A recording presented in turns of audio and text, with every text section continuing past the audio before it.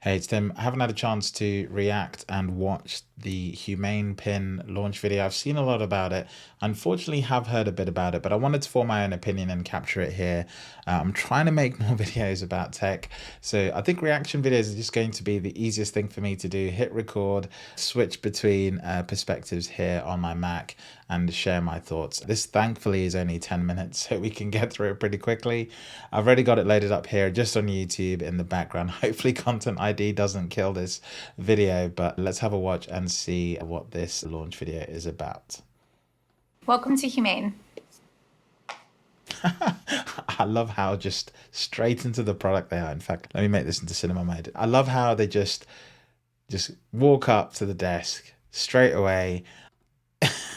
It's funny because it does feel like an Apple setting. It has an Apple vibe, but it's not as well. It's a bit of a random background. Apple has a very sort of clinical finish to it. You wouldn't have all this stuff in the background, and they don't seem to set the context for where they are either. So that's pretty interesting. But straight in, here we go. Welcome to Humane. This is the Humane AI Pin. Okay. It's a standalone device and software platform built from the ground up for AI. It comes in 3 colorways. Built from the ground up for AI. That is a load of crap. Because Humane have been working on this for absolutely ages, but AI has only just really taken off. So unless they change their product vision in the last few months, I don't think that's the case. Can they really say it's built from the ground up for AI? I'm not sure. Anyway, let's keep listening. Got Eclipse, Lunar, and Equinox.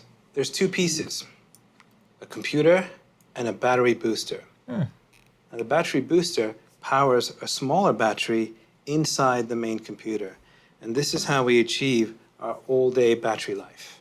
So if you ever exhaust the booster, you just reach into your pocket or bag and hot swap it. All right. This is a perpetual power system that allows you to use your AI pin for as long as you want. Scientists won't like that, but it's a smart idea. I actually quite like it. I like that the device itself has a very tiny battery that just keeps it going in between battery swaps. That's really smart. Imagine if like your phone had a MagSafe charger. Apple has one of these devices, but it's external. It adds clunk to your phone.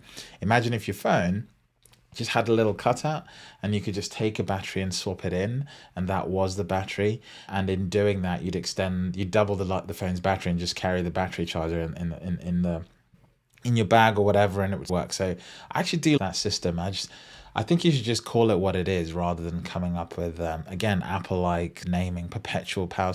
Perpetual power. Like scientists will definitely have an issue with that. I think perpetual means something very specific in like the science field. But I have to hand it to them. I dig that sort of concept. I think there's actually a lot of smarts in that. I quite like that. The magnet though, yeah, I don't know. Let me show you something for context. Just 1 second. Okay, I use one of these. This is like a Rode Wireless Go 2, right? And whenever I hang this on any item of clothing, let's just try and put it over here. It has this effect where, let me just go full screen here. It has this effect where it takes the clothing with it. It doesn't matter how good the clothing is. I don't have the magnets. I used to have magnets for the back of these that would actually attach and you could actually get them to sit there. And even with that, you'd get this sort of sagging effect. If it's, I don't know, they'll probably tell us the weight, and I don't know how much these weigh, but I figure this is like the same size. If it's anything like one of these, then actually, I don't know, it's all about how it's weighted and how that booster works. That booster adds weight and the device itself adds weight. I'm not saying it's exactly this, but it's like having 2 things. And if you have 2 things, like holding onto one item of clothing, that's going to weigh that specific point of clothing down. So unless you're wearing really tight clothing, in which case you're going to see it, or you're wearing really like a coat or a jacket, it's not really going to work. And devices like this, they've been designed to clip in between items of clothing like that. So it's a bit of a strange one. Anyway, let's carry on and see what they do. There are no wake words, so it's not always listening or always recording. In fact, it doesn't do anything until you engage with it. And That's quite nice. I like that. Your engagement comes through your touch, voice, gesture, Okay. or the laser ink display. All right. It also comes with its own connectivity built right in, our own Humane network, connected by T-Mobile. We were able to pack a lot of technology into something. All right, it has a data connection. Is it a phone then? Let's wait and find out. Let's see if it has a number and you can send text and it's a phone, right? Really small. It runs a Qualcomm Snapdragon chipset, and that means it's really fast, which is crucial for AI. It's got an ultra-wide RGB camera, depth sensor. Listen to that again. What is it? That didn't make sense. Really fast, which is crucial for AI. Network, connected by T-Mobile. We were able to pack a lot of technology into something really small. It runs a Qualcomm Snapdragon chipset, and that means it's really fast. Look, you could say the same about any chip maker, frankly. Yeah. You could say, oh, I run an Intel Pentium. It runs an Intel processor, therefore it's really fast. And you don't tell people that it's running a Pentium 2. What spec Snapdragon processor is it? Given its size, it can't be that fast because the battery and I don't know, maybe I'm being a bit unfair, but let's keep playing. Which is crucial for AI. It's got an ultra-wide RGB camera, depth sensor, and motion sensors. And it's got this really special speaker that creates this bubble of sound. They blew past that camera way too fast. Normally, cameras are like features of these devices.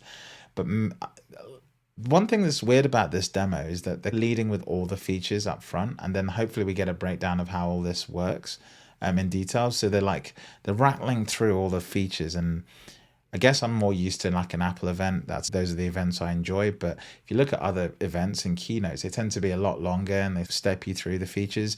This is only 10 minutes. So maybe it goes for like a YouTube mechanism where you want to front load all the facts and then show the detail later on so people can get the questions answered. It can be really intimate, listening. Or it can be really loud. It has an indicator that we call the Trust Light that is built directly into the AI Pin's hardware via a dedicated privacy chip. Okay. The Trust Light indicates when its input, optical, or audio sensors are active, That's quite ensuring nice. full transparency and data security. The AI Pin privacy chip also protects it from being exploited, which means if it's ever Data security through the Trust Light. Strictly speaking, that doesn't guarantee any security. Just because there's a light on doesn't mean you suddenly have security. It tells other people that you're recording them, but it doesn't give you security. The context of that is wrong. And yeah, what if someone records and you don't have permission, the light goes on? Just letting them know doesn't mean they've agreed to it.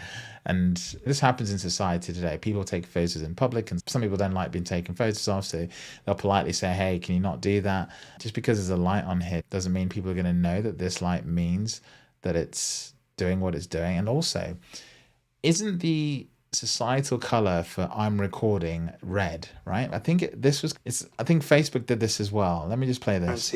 And data security. the AI Pin The Trust Light Yeah, that's not red. indicates when its input.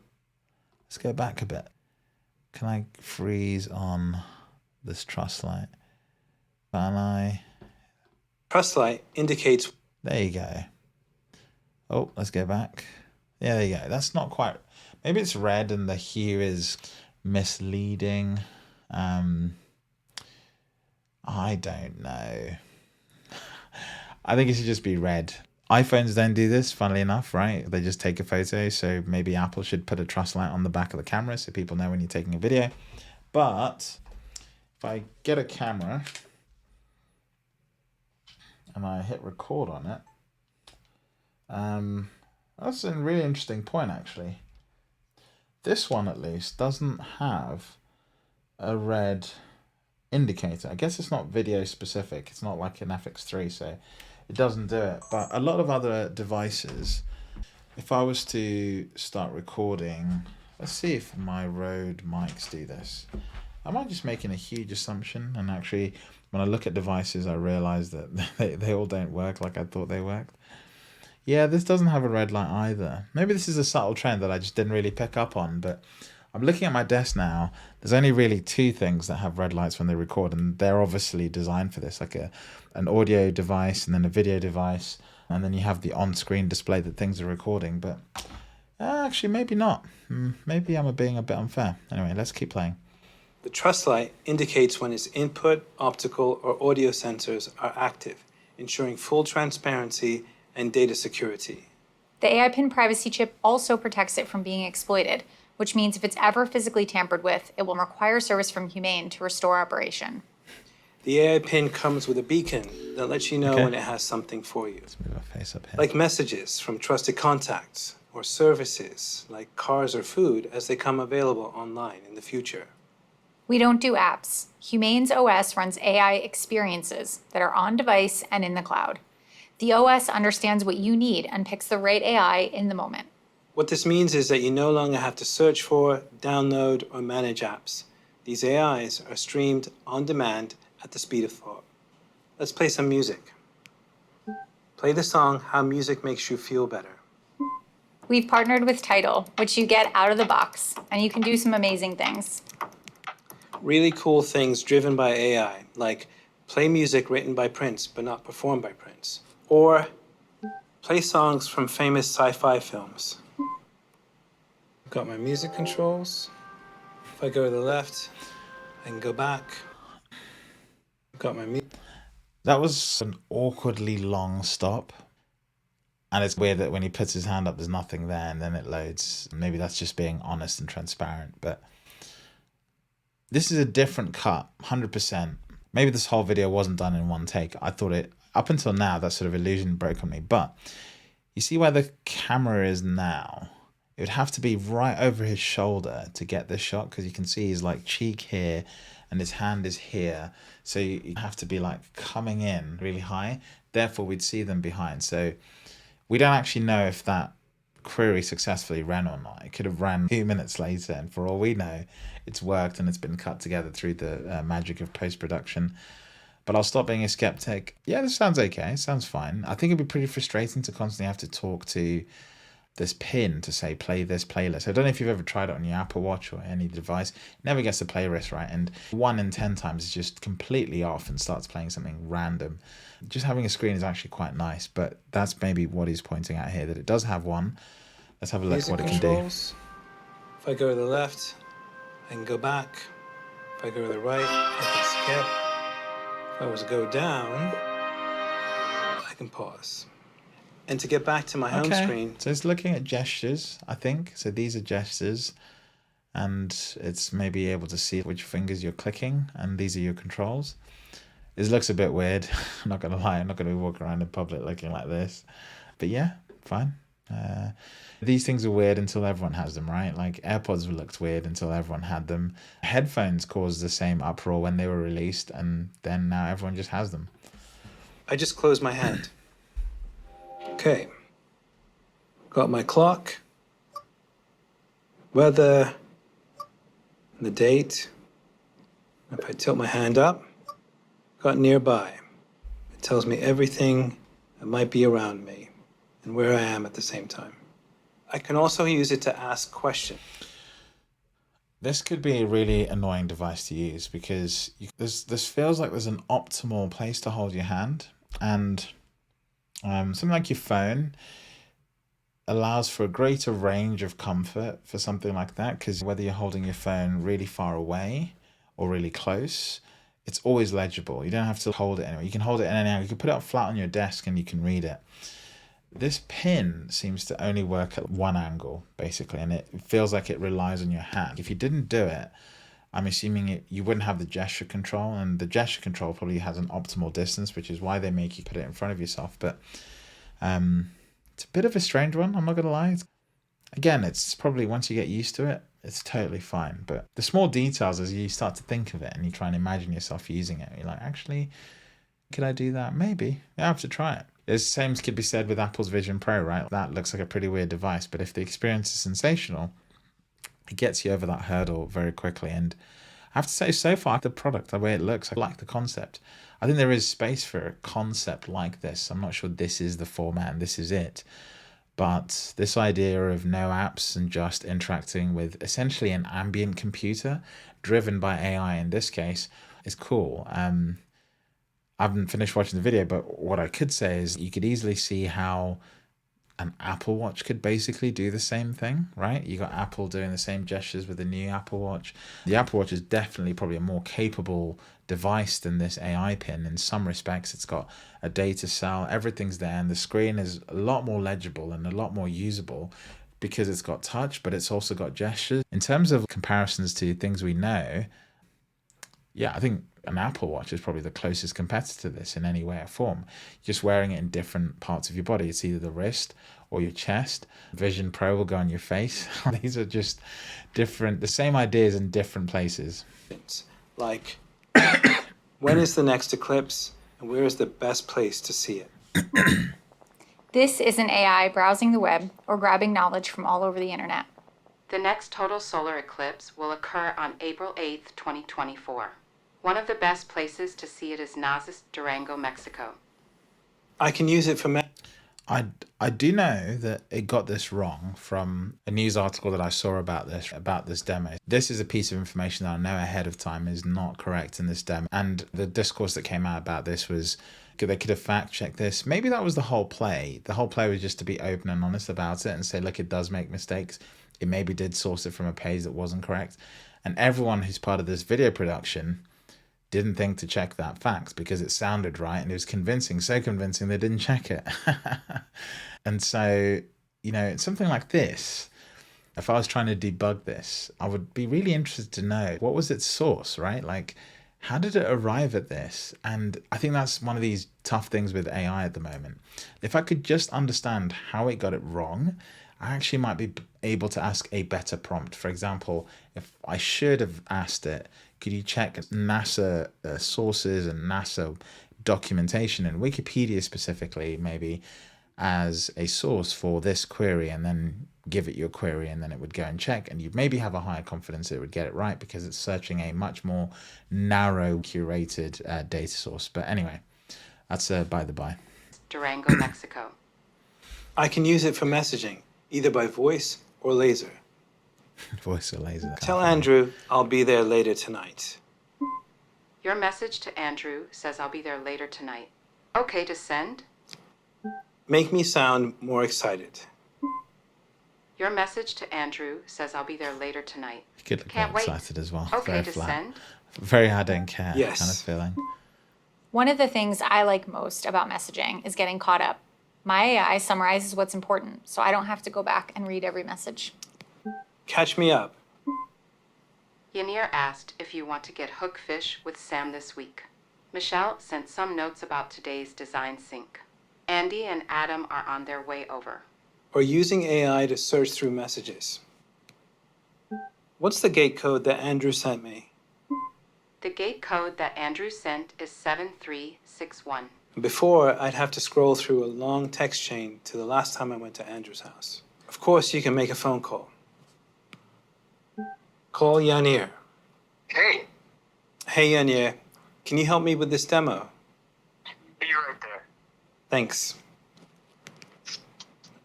Now, of course, you can also use Bluetooth headphones Interesting. at any time. Estamos casi listos para enviar la versión final. Great. I can't wait. Thanks so much. Genial. No puedo esperar. Muchas gracias. Oh, mind blown. This is so cool. Okay, yes, this device has its issues so far, but this little moment, this exchange, this is amazing. People from two different worlds talking. Yes, it has a little bit of a gap, and you have to press this button and tap. Yes, these are all sort of semantics, but this little moment, oh, it's magic. Imagine that. Just absolutely incredible. I know it's very easy to get swept up in critique, but I think you also have to celebrate just moments of genius like this, because the device is placed in the perfect place for this to work. I couldn't think of a better place other than just right there for a conversation to be taking place. Phones can be weird because when you do this on your phone, you end up having to hold your phone out to them and it puts something in between you and the person.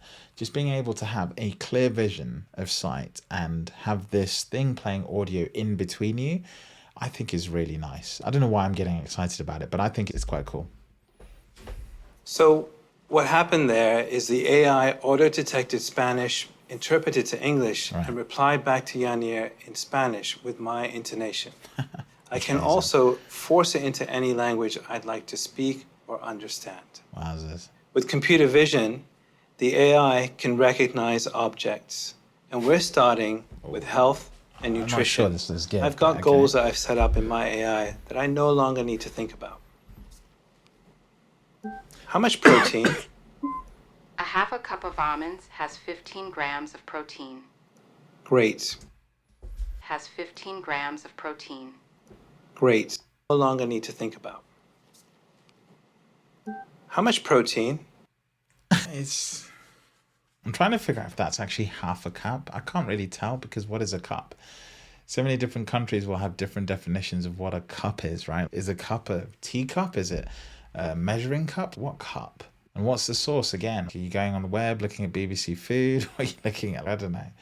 What's the source? A half a cup of almonds has 15 grams of protein. Great. I'm gonna eat it. Enjoy it. And later I can ask,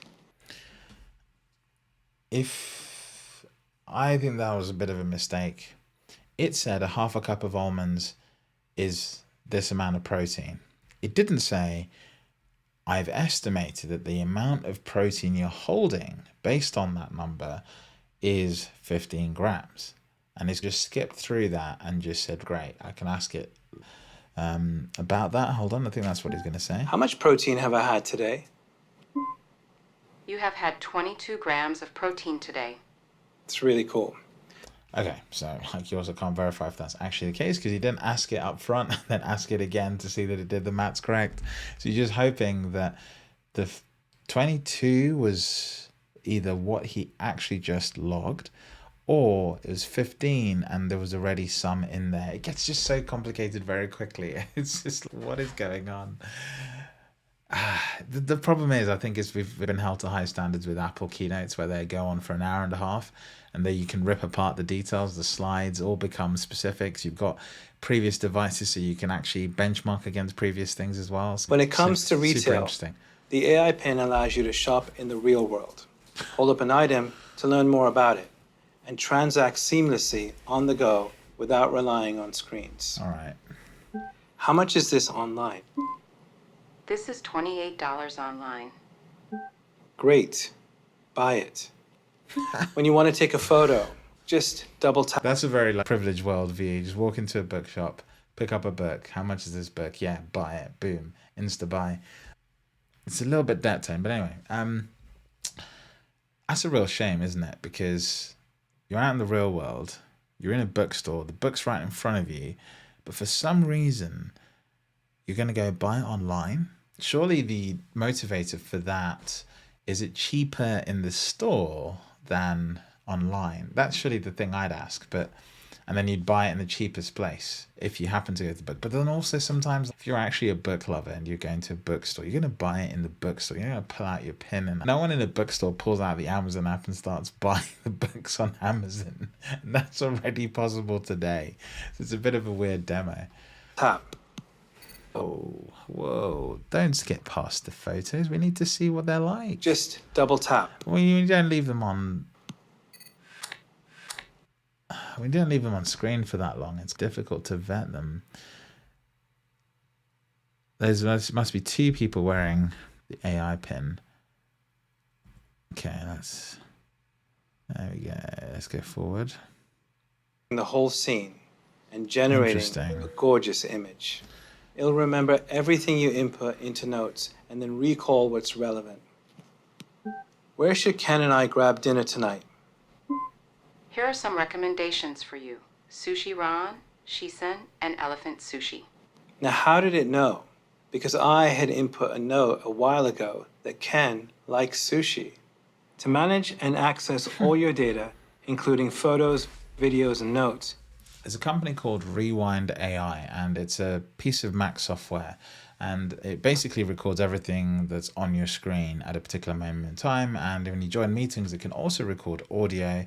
The benefit of that is you can then recall those moments in the future. So you can ask its AI, hey, when did I last have a meeting with this person and what did we discuss? Or you can ask it, hey, when did I last talk about this thing or this idea or concept? And it will tell you the meeting and the time and who it was with. Really smart stuff. The problem with that is it's always running. And so I wonder what this is doing. Is it always running and therefore taking notes that are out in the real world? Is he talking about notes in text format in a notebook? Or is he just talking about notes that you've added to the AI pin? Because if it's the latter, then it's going to suffer from the same problem that people have had with journaling. You get started, but actually it's only good if you keep putting stuff into it, because you don't get anything out unless you keep doing that. And so that's the big feedback loop problem. But if it's always recording, then the battery life must be absolutely horrific for something that small. If you look at an iPhone recording video or taking photos a lot, it chews through battery. So there's no way they've done something better in like that small package. Or the qualities are a lower resolution, and that's actually how it's getting past this sort of issue.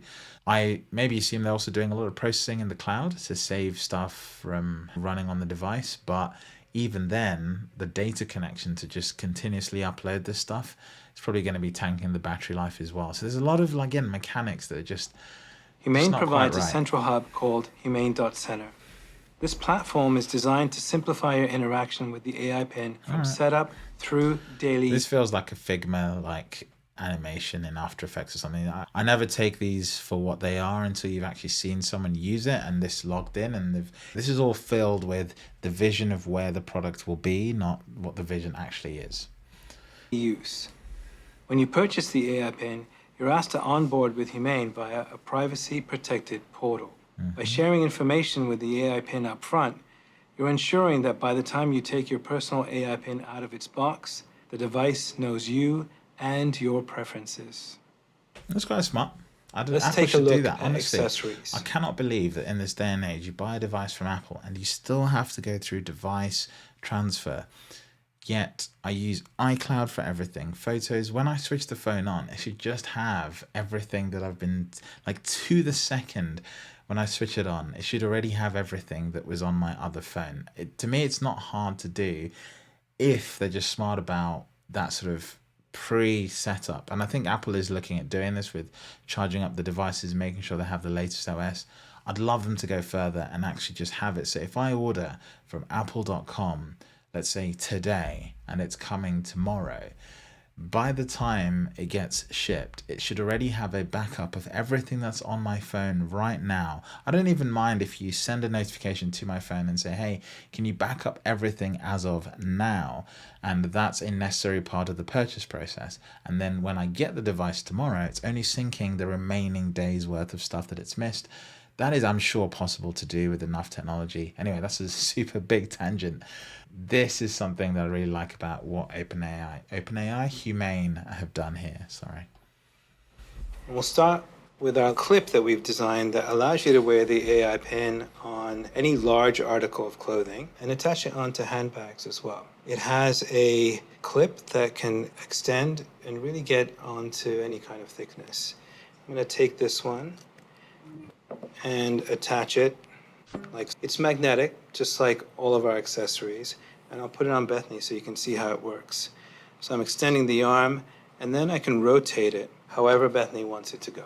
We've also got this latch, which is a lightweight adapter that is really great for wearing it on thin or delicate clothing, like a silk blouse or workout apparel where you want it to be really low profile. The other thing that we've designed here are some shields. These shields come in different colorways, and they allow you to simply configure and protect the AI pin in a completely different color. And one last accessory we'd like to show you is our charge case. This charge case can hold your entire AI pin along with a battery booster in it for travel, but also for charging. It has a built-in battery that allows you to slip in the AI pin, and it will charge it for more than one charge. It's USB-C powered, and super easy to carry and very rugged at the same time. Okay, Sounds so heavy. the details. The AI Pin starts at $6.99 for the complete system. Okay. This includes an AI Pin, Okay, fine. charge pad, cable, and adapter, along with a charge case and an extra battery booster. You'll also get the syncing and That price will, well, hold on.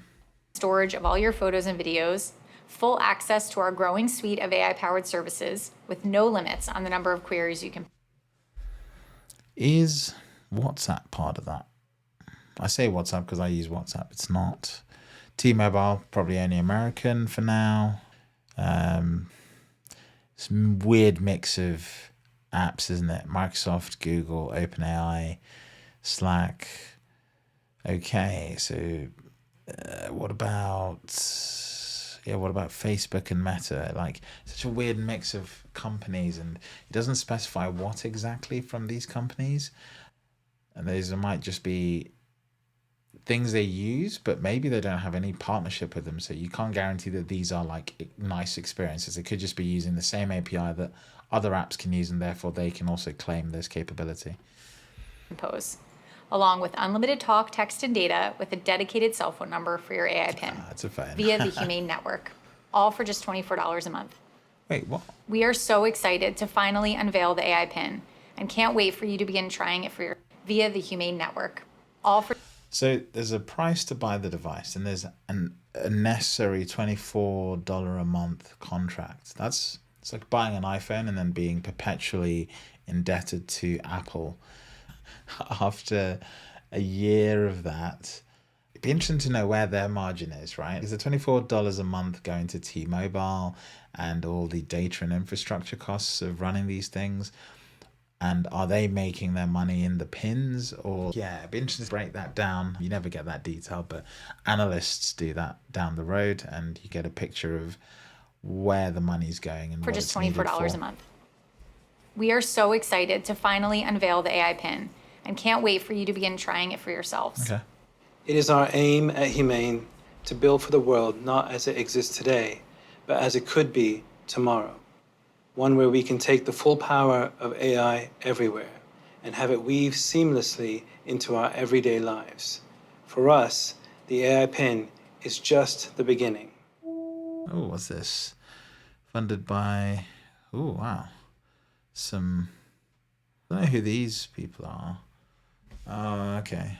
Creative Commons licenses. This is the, maybe the video? Who knows? Who knows? Anyway, that's it. Super interesting. And then my YouTube recommendations come up. Oh, my thoughts on that. I don't know. This was pretty cool.